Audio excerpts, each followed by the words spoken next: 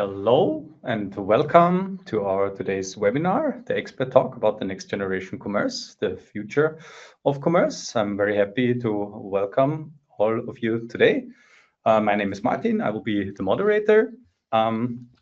Just as a disclaimer at the beginning, this session will be recorded, so we will send out the recording in the days after this webinar.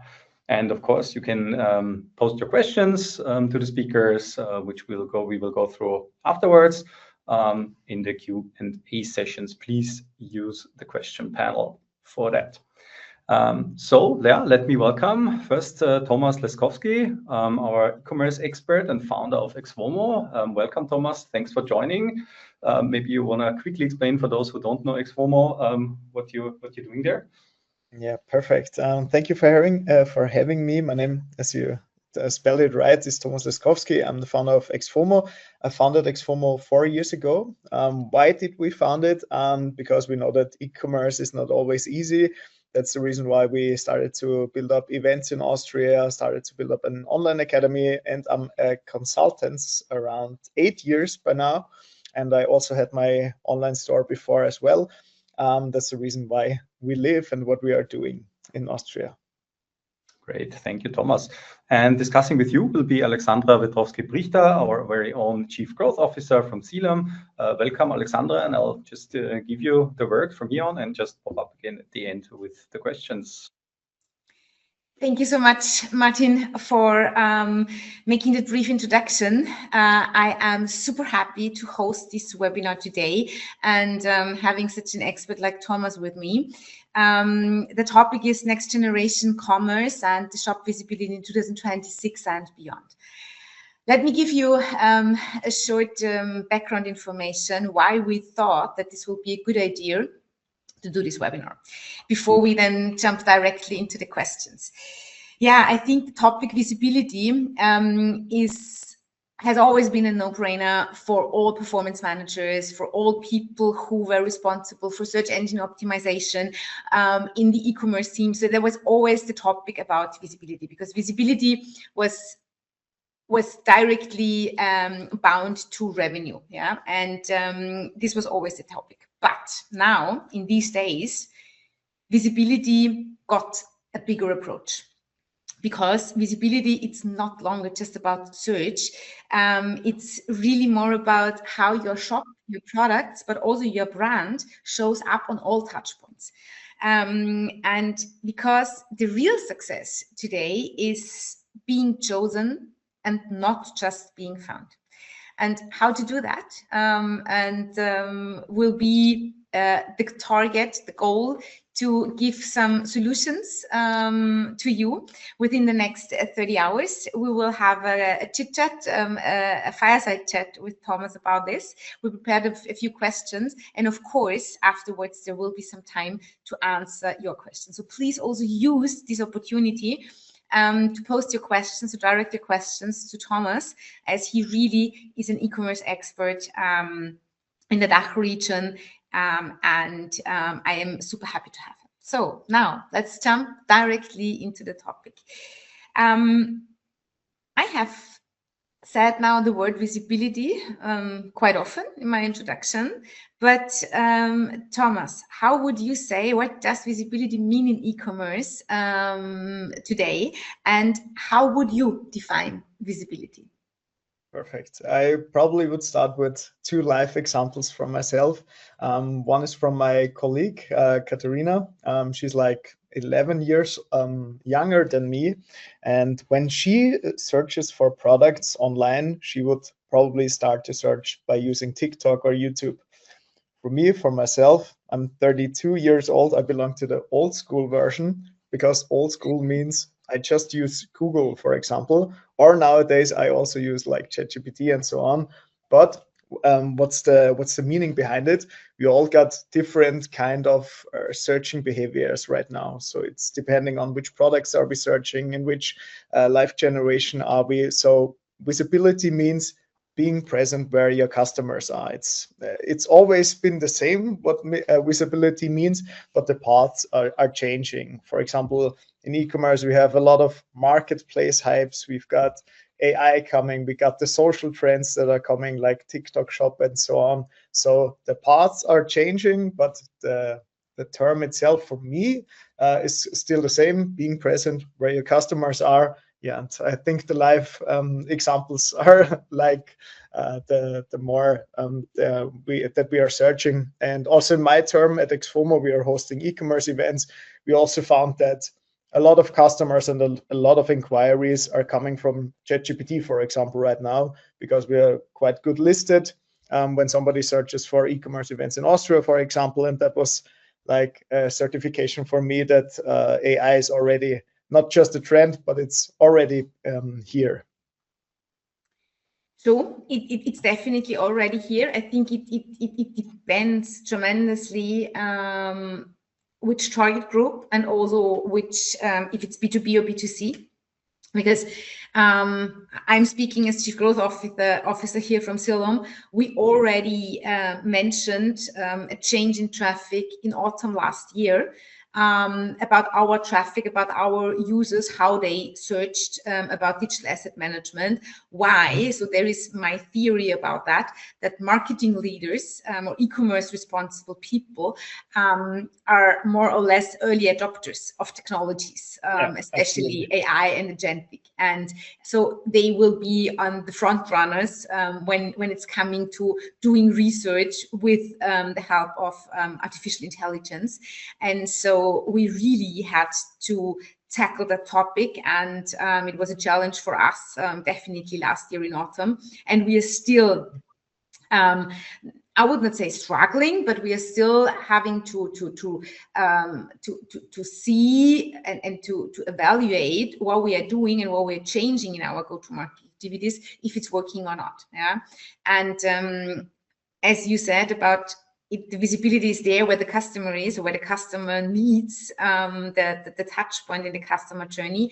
I think there is also a very interesting phenomenon there from a B2B perspective, that, for example, also the offline touch points, like, for example, trade fairs, are getting, or events on the consumer side, so the community building on the consumer side is improving. So the relevance there is improving, which is super interesting for me, because the topic of artificial intelligence is so digital driven, and trade fairs or community events, they are clearly in person and non-digital. Yeah.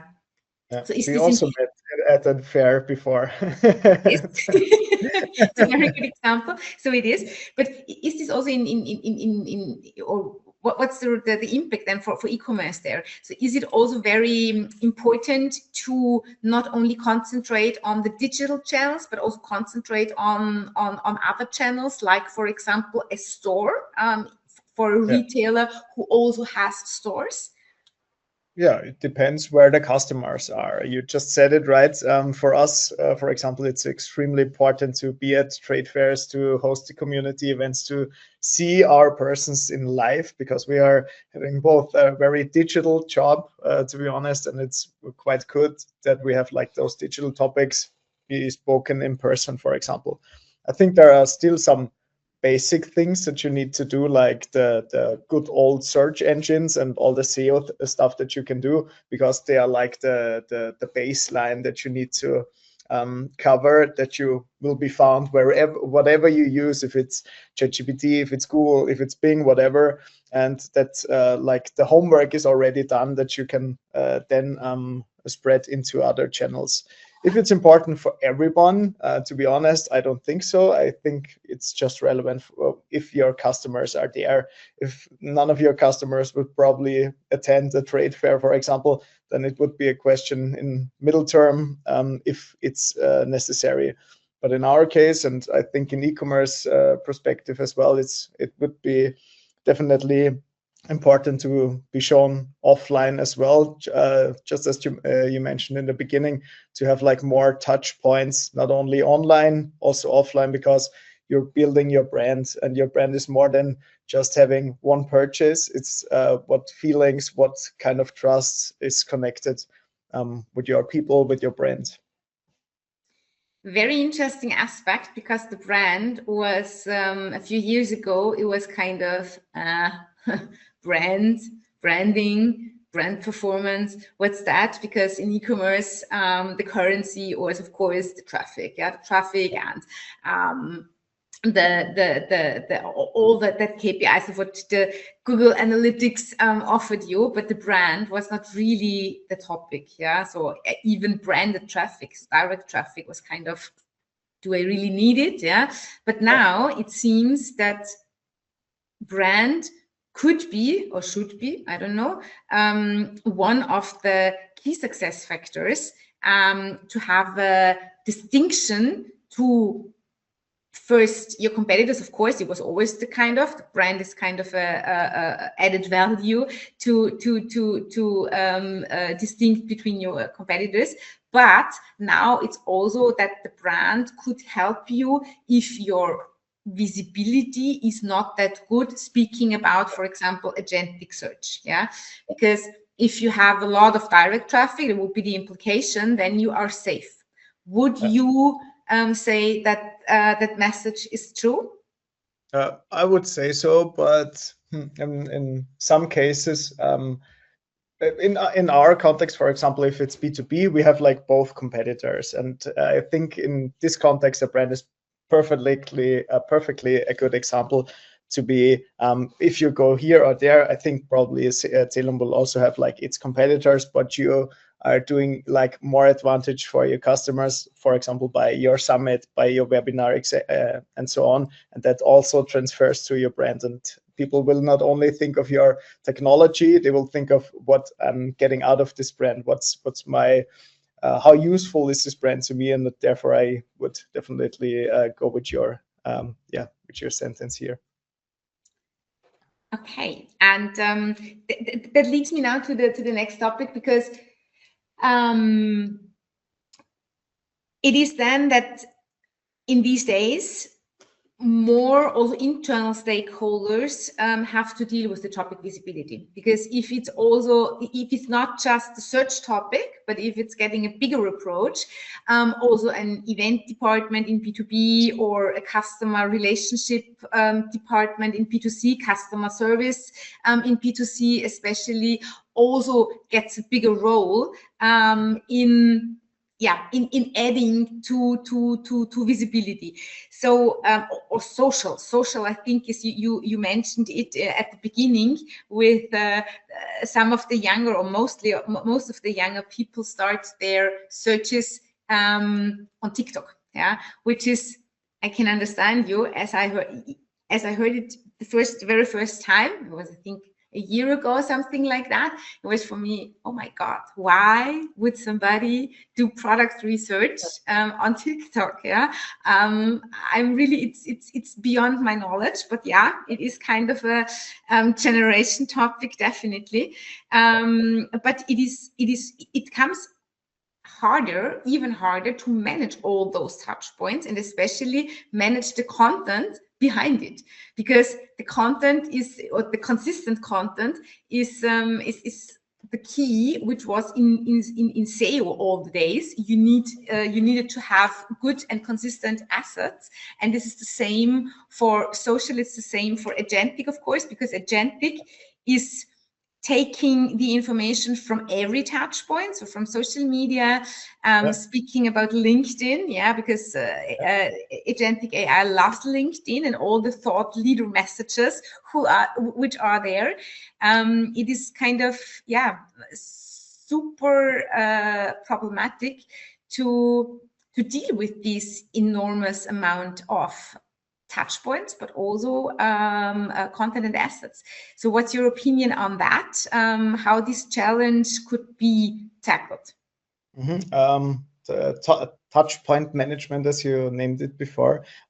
For myself, I just a small company. I'm just me and one colleague of mine, which is like 20 hours at our place. But our brand has like more touch points that we could ever think of. So the first thing is that we are thinking about which touch points are we covering and which are quite relevant and where are our customers in the end. And in the end, we are also talking about AI. Is there probably a use case where I, for example, sit myself into a podcast studio, I record like 1 hour about a topic about agentic commerce, for example, as you said it before, and how can we split those one content file into more touch points? Because, for example, you got like shorts on TikTok, shorts on YouTube, you got like a blog article for your website, you can have a LinkedIn content, LinkedIn newsletter, you can transfer it to a newsletter. So I think the main question in the end is how do I, we all have 24 hours. How can I cover more than I want to have with as much touch points as possible, where I can be as consistent as possible? Because if I'm doing like all stuff for my email newsletter separately from my podcast, separately from my YouTube content, I will definitely not be consistent. Also concerning that we are just 2 people in our company. I don't want to think about it when we are like 50 or 100 people, because the orchestrion, I don't know if that's Orchestration, right, orchestrations or management of those different touch points is quite challenging. But if there is like a North Star, we can split off different content formats for the touch points. It would be quite easier. And the good thing is there are some solutions who can help there.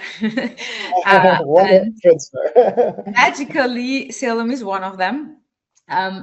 Just joking, but yeah, it is definitely, because we also do see it with our go-to-marketing activities, and of course we are using our CELUM digital asset management tool to orchestrate all those assets and to prepare them for all those touch points. So this is kind of a very interesting aspect, because as you said, today just has 24 hours and there are always limited resources. Yeah. And a tool, and a smart tool, is really helping you to boost that efficiency. And this is what we are doing day by day. So you have already mentioned, and we have mentioned it sometimes further, that agentic commerce is or the agentic search, so let's call it agentic AI, is here.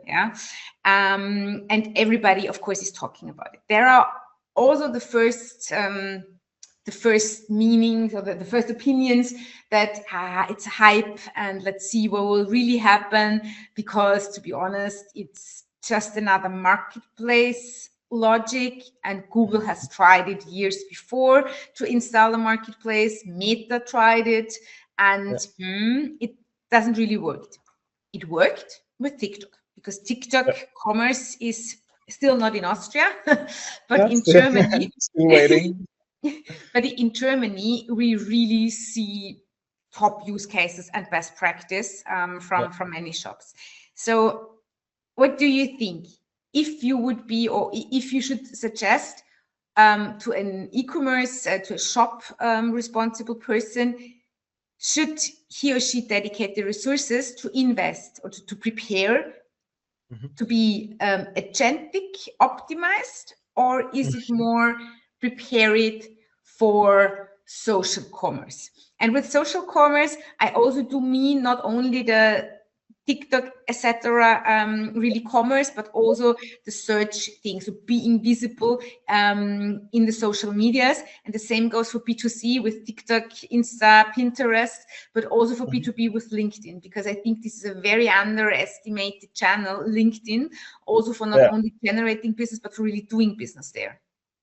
I love it as well. But before coming to a social or AI, I would probably recommend those people to check if the homework is done. I would see that we have like one formula that should be more or less prevented of. The first thing would be, where does my revenue come from? We have like 3 sources. We have traffic, conversion, and retention. And these are all relied on good quality of data, which means, do I have a good tracking, and do I have good product data? And in the end, do I have stable processes? Because it's not useful for me to have like another trend that I'm following, and we still have don't have stable processes as well. Then I will get overwhelmed easier than I want it to be. Because in the end, if I don't have the right data for TikTok or for AI and agentic commerce, which is another topic which is in the EU quite a little bit more different to be looked at, then you probably should do your homework first, and then afterwards you should probably think of what does our customers need. Do we be is it for us important to be found at AI searches, for example, if somebody searches for e-commerce events, or am I, for example, a new modern lipstick that influencers are using, then I should probably hop on the trend with the TikTok or social commerce train, which is quite more important for me. But I think in the end, we're also talking about agentic commerce, which is on everyone's lips as well. And I see it for myself. I'm a coffee lover through and through. And if you want to have like a new coffee machine right now, you can find listings online from ChatGPT or whatever. And by now you can just click on those advertisements, for example. And in the end, the online shop does the business.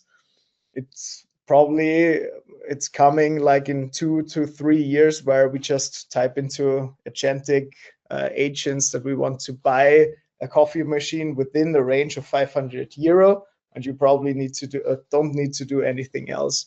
But I think in the EU, you probably have like the topic of legal topics, for example, who is the customer in the end? Is it like an agentic robot, or is it me that's doing the purchase? Also thinking about fake shops, for example, what happens if the agent shops in a fake shop, for example? Who is the person that did the deal? And in the end, I think in the EU we're like a little bit more vorsichtig. What's the English term? Yeah, exactly. With our money. So I think we have like a separate bank transfer account where we can play with those AI agents, for example, with a specific amount of money, or where we can approve that we want to have like the sale done in, for example, for the coffee machine in the end. Because if that probably works in the next 2 or 3 years, these amounts will be higher, and agentic commerce will also take place in Austria. But I think we are a little bit slow compared to other countries. As we said before, TikTok Shop is not available in Austria, for example, but it is already in German. In Austria, we were like waiting for good solutions to be placed in other countries, and after 3 years, we will get it as well, so we can see what are like the best practices from other countries, which is quite comfortable, to be honest, because we don't need to do the mistakes as well. This is super interesting, because when I started, and yeah, of course, it's some years ago, so many years ago, but that was always the thing, that Austria was a test market. So it was always the other way around. Oh, okay. Other way, yeah. Really, products or go-to-market strategies have been tested because the market is kind of a bit isolated. It's small, and if a mistake happens, then it's not that a big problem. If a mistake is happening in a big market like France or Germany or Poland or something like that. So this is really interesting that you said it. Now it's the other way around, that we are getting the fully proven solutions now in Austria, and it was many years ago was the other way around. So super funny. Just a side note on that. You really had a pointer, because if you ask ChatGPT why we humans are still necessary, he gives a clear answer. And the answer is, because I can't be held reliable. It's the liability. Oh, now they're like, himself, okay. Yes, the agent himself tells me, I'm just doing what you are telling me, and I am not liable for that. And therefore, a human is necessary. And this is kind of when I saw this, I was really kind of, okay, I have to digest that, because it is the real thing. But speaking and coming from the classical European perspective, where everything is regulated, this is really the problem what we are facing there. But I am not sure if it's 2 or 3 years that we will need to solve those problems. It could be that the pressure would be higher because the convenience is there. Yeah, it depends definitely on the customer how the adoption is, and we see it in other countries that the adoption is rising quite fast of agentic commerce, and so I am really very excited what happens with that. But in the meanwhile, and I think this should be now my last question for the future, for the outlook, what would be your suggestion what an e-commerce responsible person should do now? Now in Austria, hopefully, for example. For example, in Austria. For example, in Austria, since we are waiting for those technologies to come, it's probably the best opportunity to focus on profitability and effectiveness, which means we have, for example, we have higher prices due to political occasions around the world, and we have good inflation as well, which means we don't have that much average order values in our basket. So it's probably the best call to action to like minder your unnecessary costs that you have. I just brought an example from my perspective as well, like the podcast thing. In the last 3 years, we had like so much time that was that I needed to create a podcast and to spread it on different platforms. Nowadays, I just need to sit myself into a podcast studio. Afterwards, the video is cut, the shorts are cut, the shorts are split on the social media platforms, which means that the time value is a little less than is more or less than it was 3 years ago. And I think for merchants, this should be also a point where they need to start. Where do I get my time back? Not only my money, but only where's an opportunity to save some unnecessary costs. For example, probably we have like 5 different tools for podcasting or for social media content. Is it necessary to have like 5 of those, or is it probably through AI a little bit better that we have like better reels or better spreading of our social media content to have that as well covered. I think in the EU as well, hopefully we will hop on the AI train as well, because I think the big innovations are coming from America by now. We have some few innovations from the EU as well, and I think that they will hopefully get a little bit better, because you mentioned it before, we deal a lot with limitations and so on. I hope that in the near future we will get a little bit more innovative and not be on the break all the time. But you also mentioned a very good point concerning the legislation. Is ChatGPT a person or not? I think there are still some questions in the room that needs to be covered. And in the end, if we're talking about other countries or continents abroad, we'll see like the main competitors like Google, OpenAI, and so on will battle for the customer as well, which is quite good for us, to be honest, because we have high value for low costs. But in the end, if, for example, one of them wins, probably they will also want to have some money to finance their AI studios, for example, because they are costing a lot of money if you read through newspapers and so on.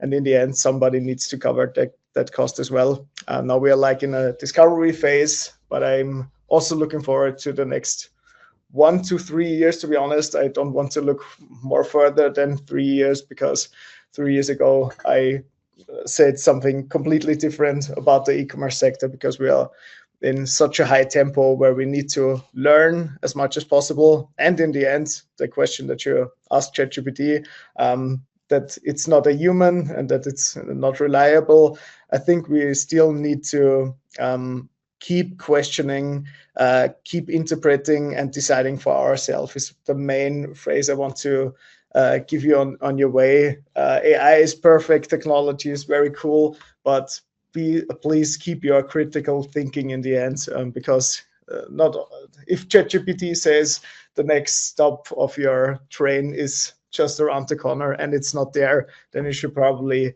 start critical thinking as soon as possible.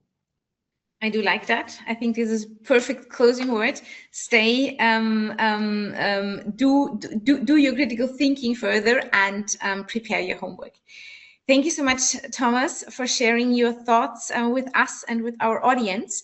And I am now handing back to Martin to if there are questions or we can answer. We are kind of short in time, but I think 1 or 2 questions will be definitely possible. Yes, and quite perfectly. We have exactly 2 questions. First of all, thank you, Thomas. Thank you, Alexandra. So I will read out the first ones. Does social commerce matter in B2B? It depends on what we are talking about in social commerce in general, because if we are, for example, selling technology or high industry machines, I will think that the next generation, for example, my colleague, which is 21 years old, in 5 to 10 years, her generation will be also searching on TikTok P2P contexts, which means probably in a short term, it's not that relevant. But if you are trying it right now, in middle to long term, you will get the next generation as well, which are the B2B purchasers from tomorrow. Therefore, it's an investment to be made, which is probably short term not the most profitable one, but middle to long term, it will be definitely a thing. Yes, and I can add to that, because I know that I heard this just recently. There are many companies who are already doing influencer programs, which is not directly commerce, but it's related. It's of course also social commerce, or the early stages in the funnel. For example, Palfinger does the crane machines and all those things. They are doing this since, I would say, at least 2 years already, that they really have big influencer programs all over the world. Where really kind of craftsmen, and it's kind of funny to see those cases and to see those people, but they have really this community building on social media, on TikTok and Instagram, of course. Yeah. Okay, interesting. Thank you. Second question is a bit longer. Walmart already quit ChatGPT instant checkout again. Is this LLM shopping more a hype than a trend?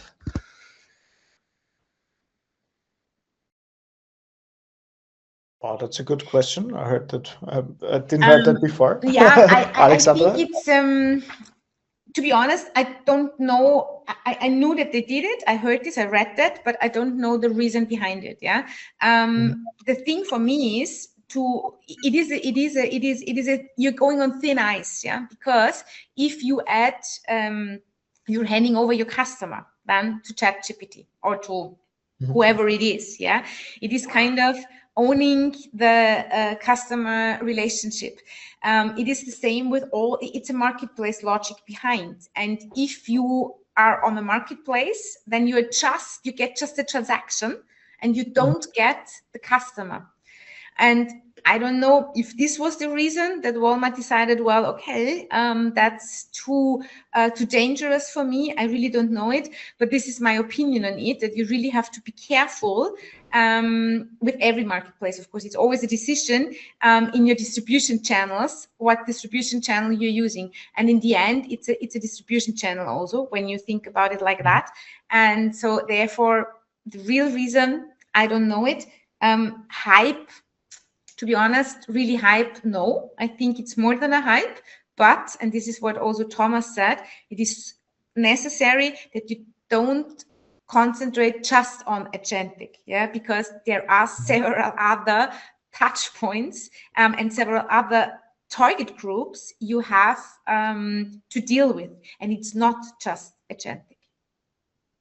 I would also say that probably the average order value from their purchase went down, and they also just got transactions, not the customers itself, and they probably would miss some spontaneous purchases, because if I type in like I want to have like a new chair, then probably just the chair will be shown off, and I will just shop my chair. And it probably would be better if they have like agentic answers to in your next 10 kilometers there is a Walmart available in row 10. You got all the chairs and perfect tables that are coming with them, and then the average order value probably would be a little bit much higher. But yeah, as you said, I think there would be some much more data needed to answer that correctly. Okay, thank you then. No further questions. With that, we're already coming to the end of today's webinar. Just a small hint, if you're interested in further information on this topic and also in more about CELUM, please consider visiting the CELUM Summit 26, where also Thomas Leskowski will hold a keynote around the e-commerce trends that are coming up. All information to be found on our website. Please feel free to reach out to us at any time if you have further questions. And yeah, if you're interested in further webinars, please just subscribe to our newsletter. You will find all information also on our website. With that, I'm thanking the two speakers again, Alexandra and Thomas, and all of the participants, and wish you a wonderful rest of Thursday. Thank you. Bye-bye. Thank you so much. Bye.